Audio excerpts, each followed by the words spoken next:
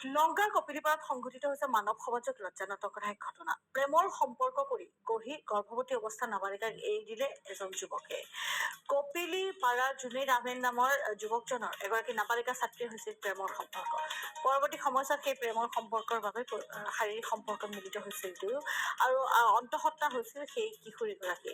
কিন্তু সেই অন্তঃসত্ত্বা কিশোৰীগৰাকীক ঘৰতে থৈ পলায়ন কৰিলে এজন যুৱকে আৰু জনাইছে নাবালিকাগৰাকী অসুস্থ হৈ পৰাত চিকিৎসকৰ ওচৰলৈ নিয়া পোহৰলৈ আহিল সমগ্ৰ ঘটনা পোহৰলৈ অহাৰ পিছতে নাবালিকাৰ পৰিয়ালে লংকা আৰক্ষী থানাত দাখিল কৰিলে এজাহাৰ ভিত্তিত ইতিমধ্যে আৰক্ষীয়ে তদন্ত আৰম্ভ কৰিছে।